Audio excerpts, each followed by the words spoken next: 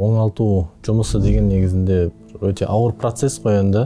Ол жерде адамның психологиясымен жұмыс жасау, адамның сенімімен, ішкі жан дүниесімен жұмыс жасау.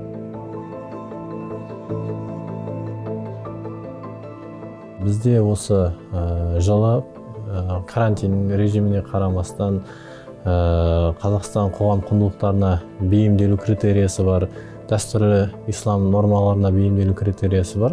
Жалпы алған кезде 35-ке жуық адамды сол критерийлер бойынша оңалттық. Оның өзі ауыз толтырып айтуға келетіндей бір іс-шара.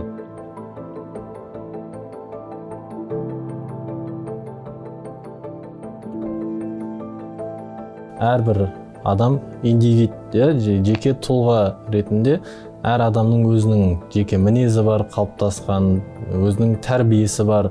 Кейбір жаңағыдай мысалы деструктивті діни ағымды ұстанушылардың барлығы бірдей радикал болмайды. Мысалға жаңағы жұмсақ мінезділері де болады, кейбір қатып қалған жаңағыдай радикалдары болады, өзінің тәсілі бөлек болады.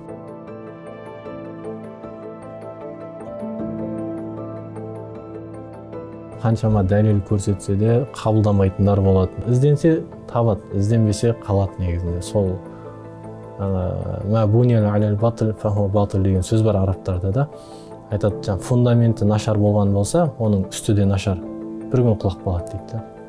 Сондықтан фундамент қалай қаланды, соны енді кейінгісі де қиын болып тұрды. Өзі жаңағыдай шын жүректен сеніп, өзгеруге деген ниеті болу керек.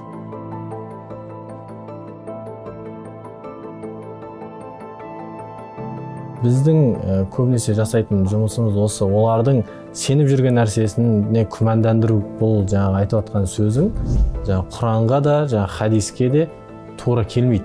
Ғалымдардың түсіндіруі ондай емес. Сондықтан сол нәрседен бас тарт дегендей ой салу.